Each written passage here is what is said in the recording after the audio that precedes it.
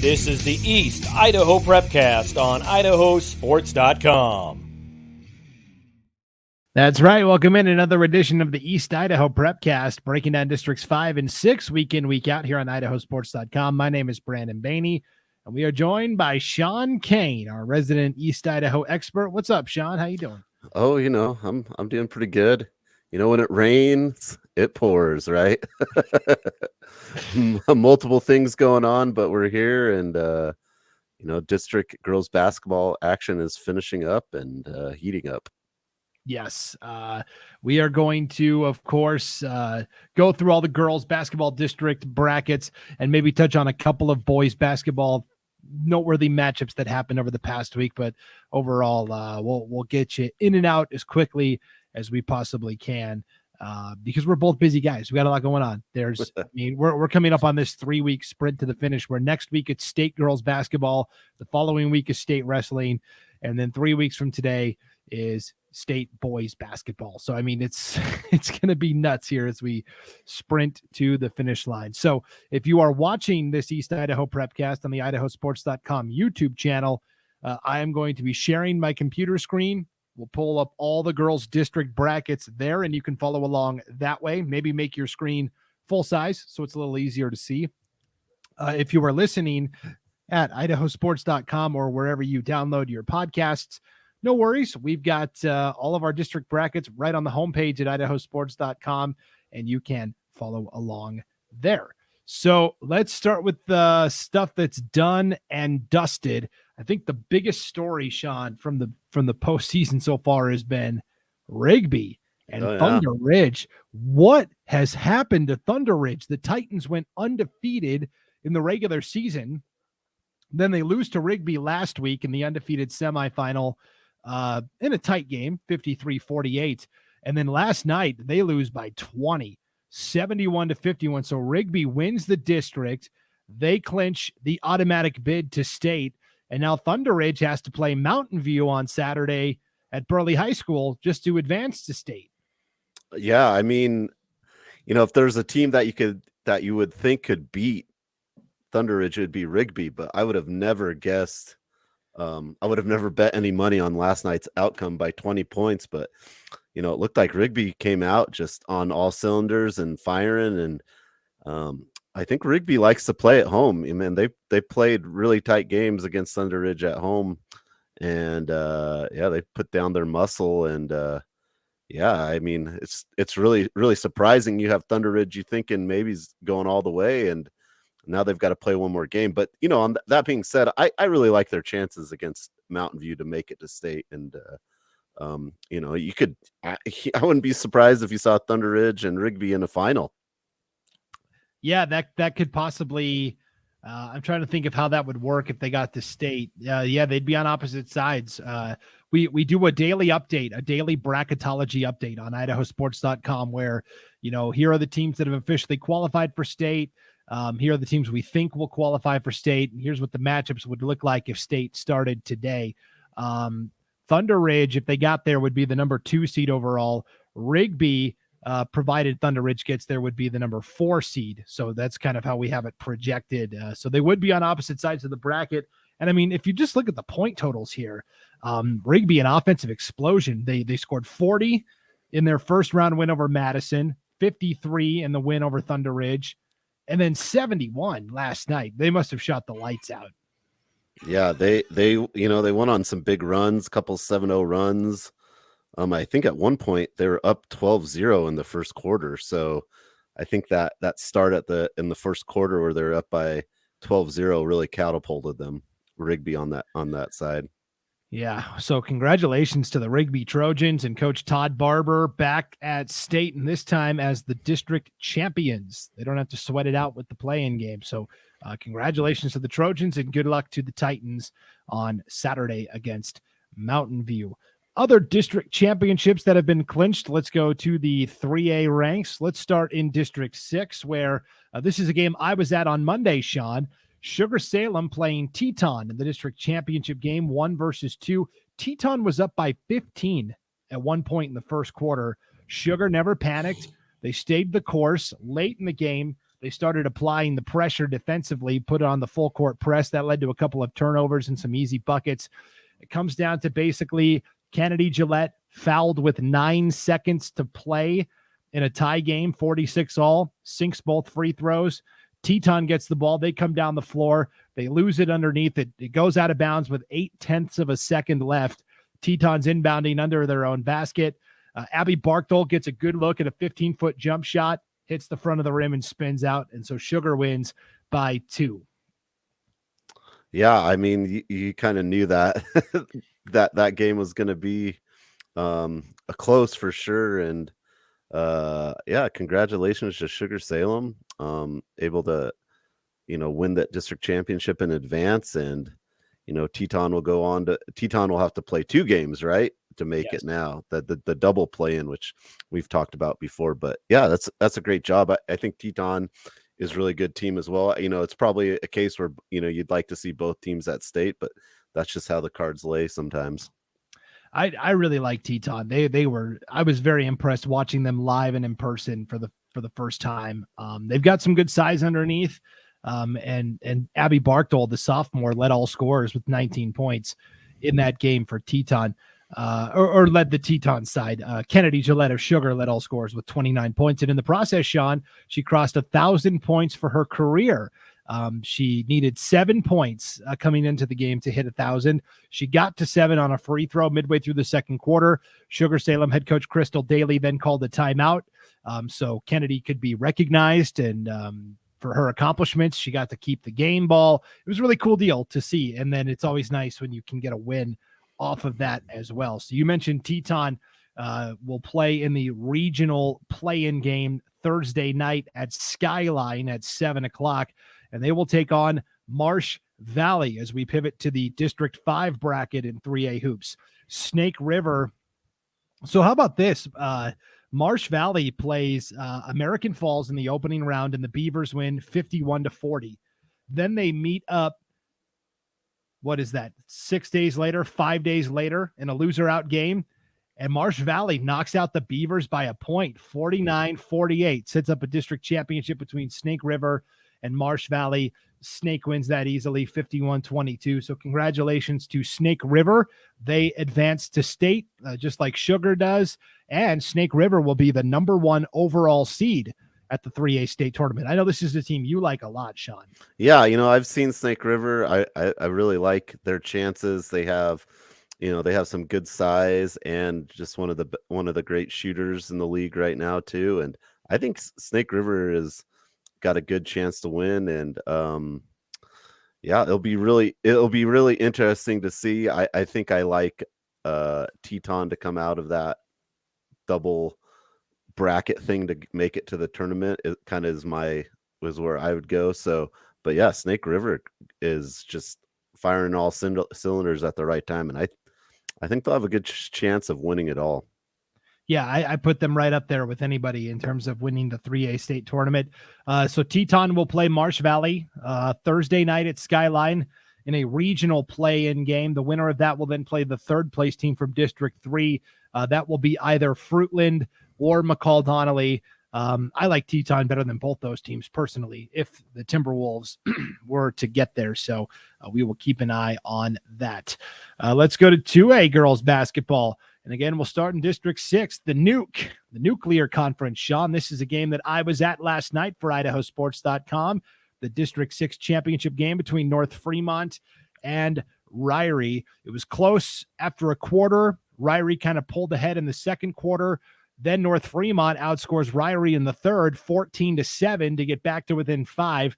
And just when you thought North Fremont was going to climb that hill, Ririe hits a couple of threes to put the game on ice. They made just enough from the outside to come up with the win.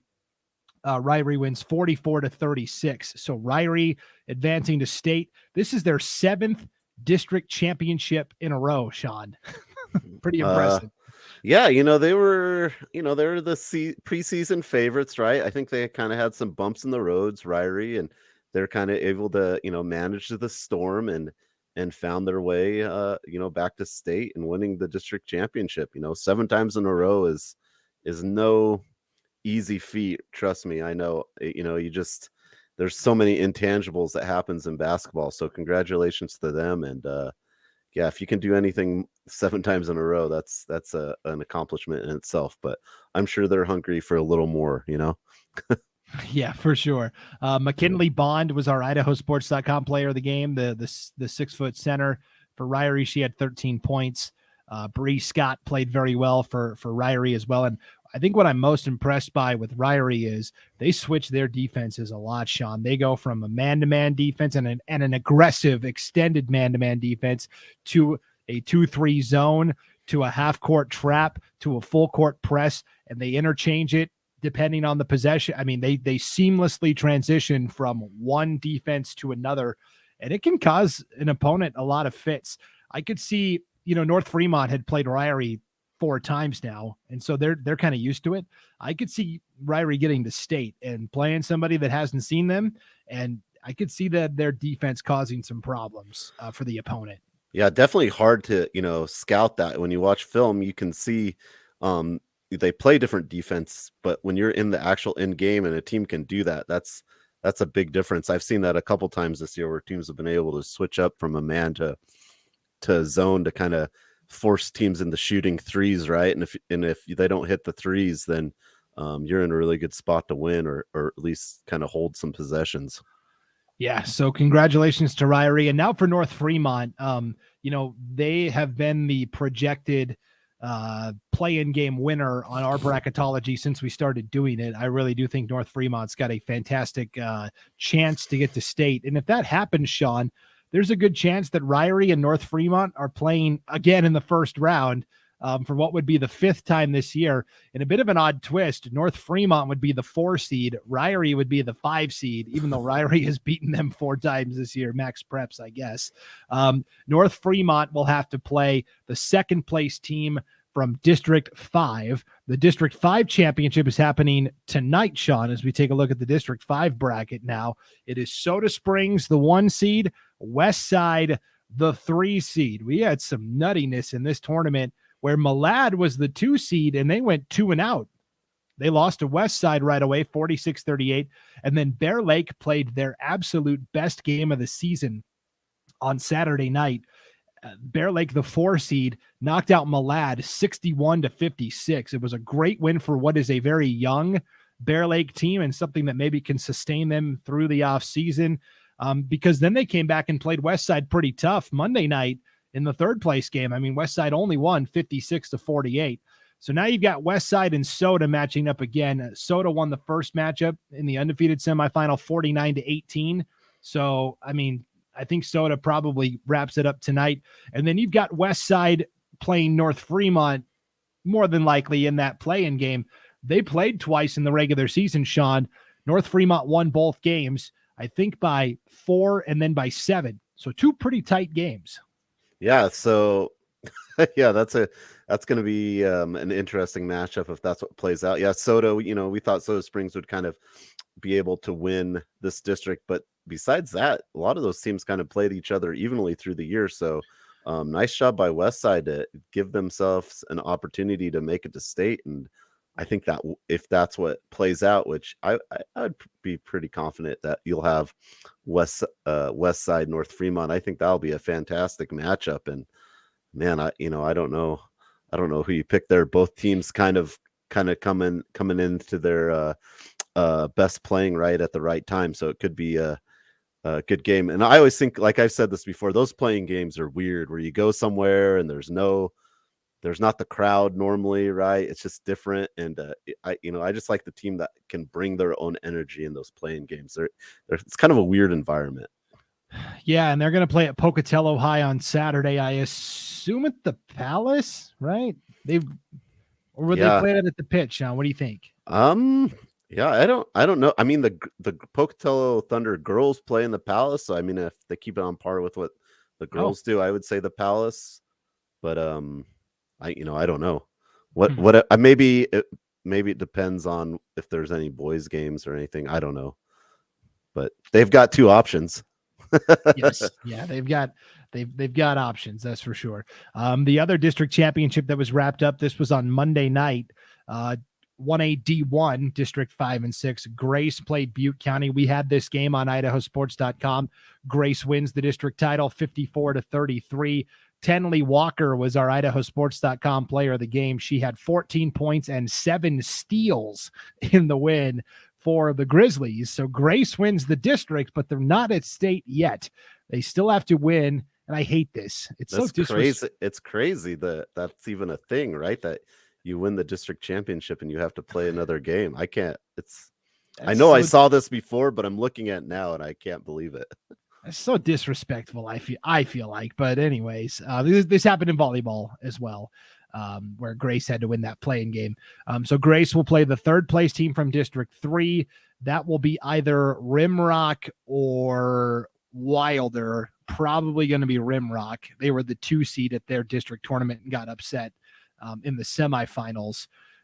But we like Grace to advance. Grace is they're good. Pack it in. They play Canyon Ridge. They play at Canyon Ridge on Saturday at 1:00. So that's what has officially been clinched. And now let's go to what is still out there on the table. We'll just keep it at the 1A level here, Sean. The 1A D2 District 5 and 6 tournament has gone pretty much according to plan. Mm-hmm. With the exception of Water Springs, the 5 seed being now in the Final Four. So tonight you've got the 3rd and 4th place game, Leadore hosting Water Springs at 7:00 at Leadore. And then you've got the district championship, Rockland hosting Mackey tonight at 6:00. And then whoever wins that Rockland Mackey game will be your district champion. The loser of that game will play the winner of Leadore and Water Springs for that final spot to state, and that will be on Saturday. But same story here, Rockland, Mackey, Leadore, 3 really good teams. Water Springs has really come on at the end of the year. It could go to anybody. Yeah, I obviously we like Rockland. I think that take the district championship, but between out of Mackey and Leadore and Water Springs, I mean, I don't know.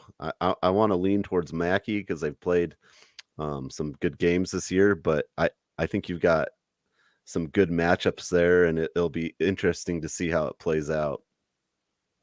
Yeah, it's going to be interesting for sure. There's my iTunes. Okay. What are you listening to, Brandon? Hey, when you're in the throes of postseason district basketball, you've got to get fired up. And I will just say, last night I was at Thunder Ridge for that Ririe North Fremont District Championship game. Music was on point. A lot of 80s classics. Music that got me fired up. So I don't know if that was Travis Hobson or if that was Matt Harris, the athletic director at Ririe. He was the tournament director, but between the two of them, fantastic job on the music last night. So I've made recommendations, so I usually tell people you can't go wrong with 80s rock, Yeah, it was good stuff for sure. All right, and that just leaves 4A, Sean, Class 4. Not a single team has clinched a spot in the 4A state tournament yet, which is bad news for you and I because we're going to be broadcasting the 4A state tournament for IdahoSports.com. We can't do any prep yet. Yeah, clinched. You sent out that email, and I'm like, I could start. Oh, wait, none of these are done. I honestly did that. I'm like, I know some of these people. I could start figuring this out. Oh, wait, none of these are even close to being done, really. Super frustrating. Which is interesting because most of them are small brackets, really, besides the Magic Valley's bracket is pretty big, but the rest of them I feel like could be pretty close to being done, but And as things come to those who wait. Let's start with the High Country Conference District 6. It was last night in a loser out game. Idaho Falls beat Bonneville 53-39. And by the way, first loser out game of the tournament, Bonneville ends Skyline's season 57-54. So Skyline, we talked about it, had been kind of a head scratching season. They just never seemed, it was like on paper, they looked really good, but on the court, it just never really came together for Skyline this year. They go 2-0 at districts. So congratulations to Bonneville for getting the win there. Yeah, and with that being said, I remember saying I felt like Idaho Falls was kind of a sneaky team in this bracket, and sure enough, they beat Skyline the first round. They lost to Shelley in a close game, 45-36, and now Idaho Falls plays Bonneville, but you have to give some credit to Bonneville. You know, you're the last team in the district, and you find a way to come up with some wins, and but Idaho Falls got them in that game. But Idaho Falls Hillcrest, and that's tonight. That will be a good game, I think, as well. And then I think the biggest matchup for us is to kind of find out what happens with the Shelley and Blackfoot, right? Because I mean, I guess it doesn't matter if they both make it because of max preps, but I think the Shelley and Blackfoot kind of what happens to them in going into that 4A state bracket, it is going to really either mix it up a whole bunch or not mix it up a whole bunch, right? I mean, it kind of has a lot of implications. Yeah, well, we talked about, they use the max preps regular season rankings to seed the teams at state. When you look at the final where everybody ranked, Shelley was 1, Blackfoot was 2, Hillcrest was 5, Idaho Falls was 7. So all 4 of those teams in the top 7 teams, according to max preps. This is kind of the same thing happened in football this year, Sean, with this conference. Remember, we were talking about Skyline and Blackfoot and Shelley and Bonneville, and they were all like kind of clustered together there amongst the top max preps teams. And so I don't know, it'll be interesting to see how this all shakes out. So Hillcrest hosts Idaho Falls Thursday night 7:00, and then Shelley hosts Blackfoot in the district championship game at Shelley High School 7:00. Sean, we will be broadcasting that game on IdahoSports.com. We're going to have Lance Taylor and Josh McGauley on the call there from Shelley for what should be a really good game between the Broncos and the Russets. So we will keep our eyes peeled there. 2 bids to state still up for grabs from that district. And then finally, District 5. It has been all chalk so far. Pocatello beat Century in a close game last Thursday in the undefeated semifinal, 48-36. Century dispatches Preston last night in a loser-out game, 50-26. So it sets up Century and Pocatello Thursday night, 7:00 at Pokey High. If Pokey wins, they're the district champs. They go to state. If Century wins, it forces the winner-take-all, if necessary, game Saturday. And that would be at the Snake Pit if Century won, right? Yeah, that would be. I mean, both teams have, the first game was kind of a blowout. The Thunder won, but the rest of the games, it's, you've had an overtime game in regular season. The game last Thursday at Pocatello, Century got in with got it to about 3 or 5, and it was close. And so, I mean, tomorrow night it's going to be a crazy game nonetheless. I think it's just going to be a good game, hopefully. But I always think, I always think it's hard to beat someone 2 times in a row, but the Thunder are a really good team. And Century is a good team down inside, and I think it'll just be, it'll be a good matchups there. But I think it's hard to beat a team twice.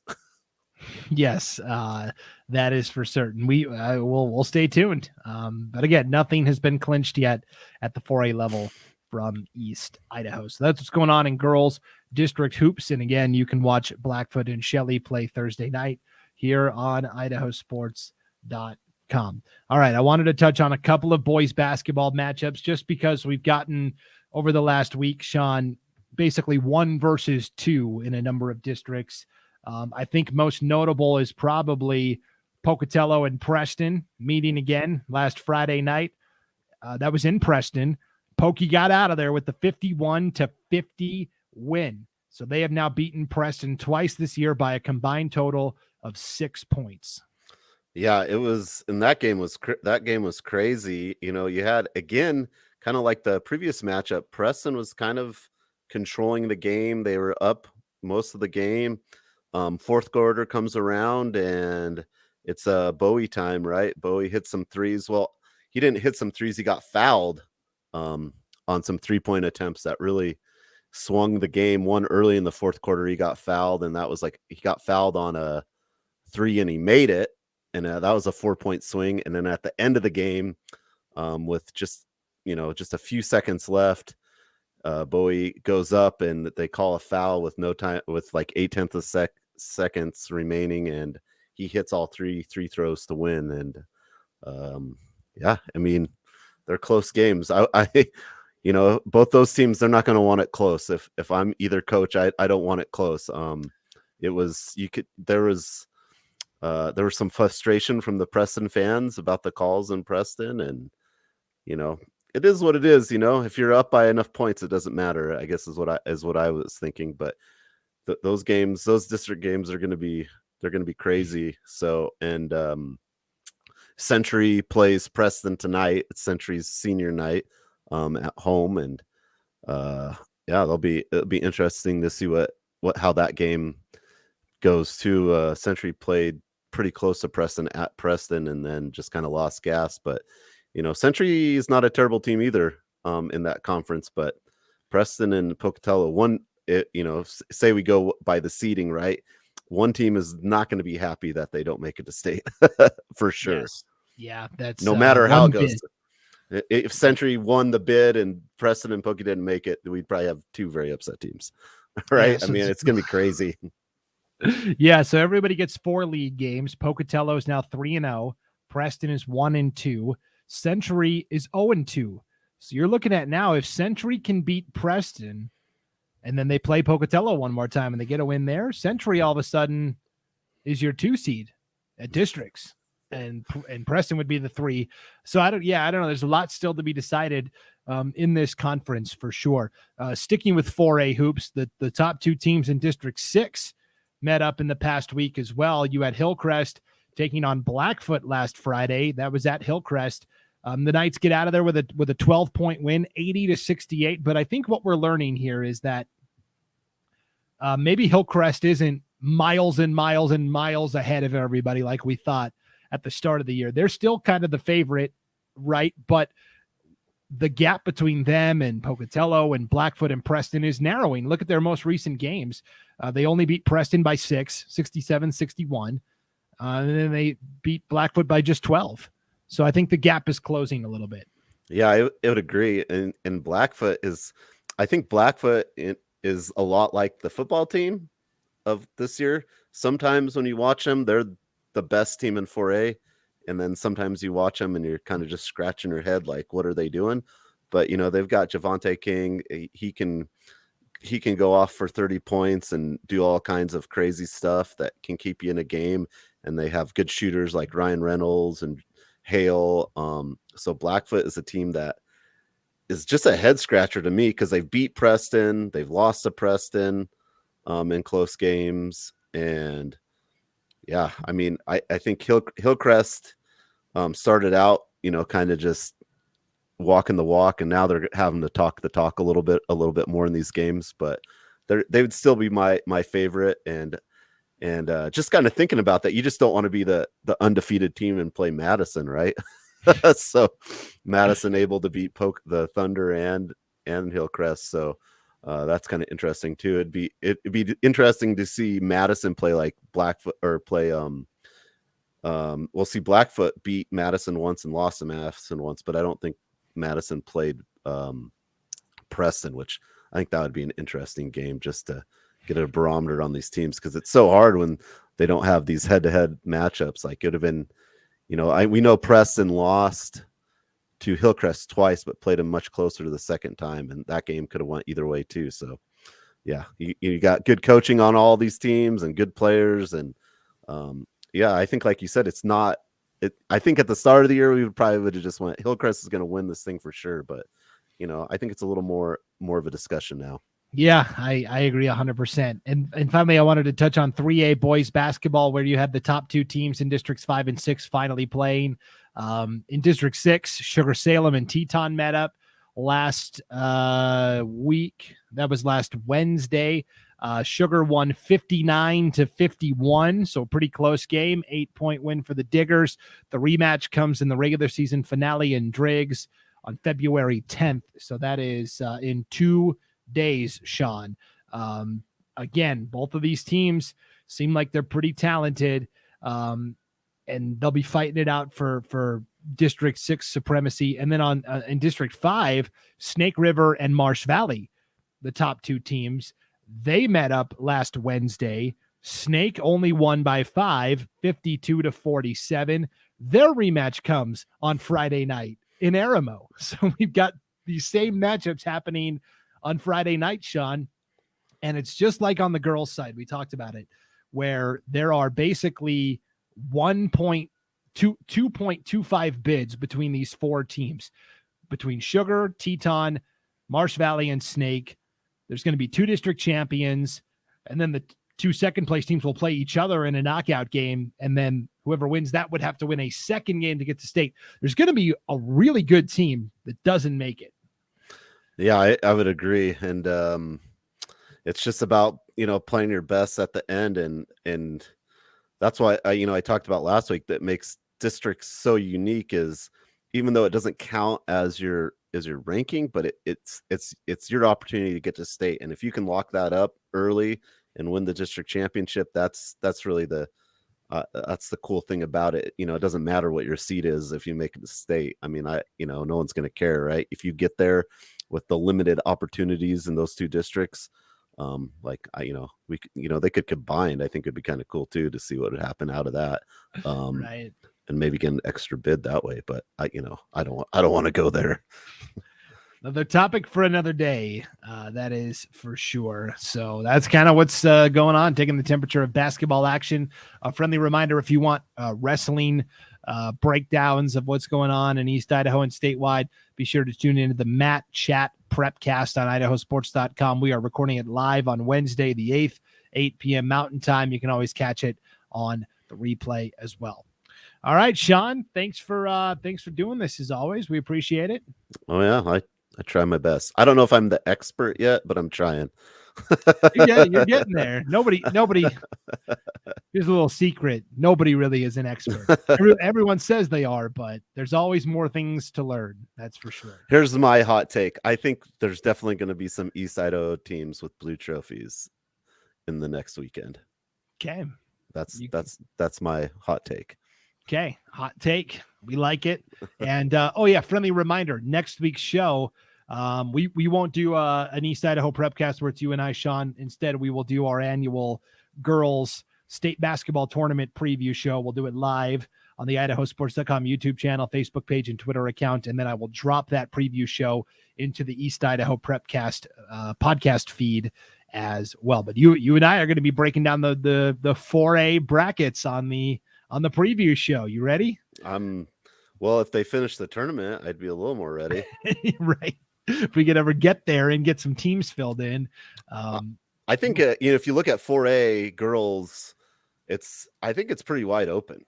I wouldn't say there's a team that I would lock in. I would say there's a few there's probably going to be a lot of teams that are going to have a chance, and you probably can throw those seeds out the door. I think maybe in 4A, I don't know how well they're going to be.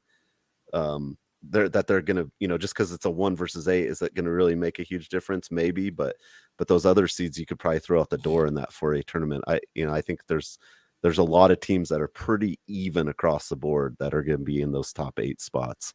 Yeah, it's going to be a lot of fun to see how it all shakes out for sure. So stay tuned for when we have the announcement of our girls basketball state tournament preview show. That'll be next week on IdahoSports.com. Until then, thanks for tuning into the East Idaho Prepcast. For Sean Kane, I'm Brandon Baney, and we'll see you next time on IdahoSports.com.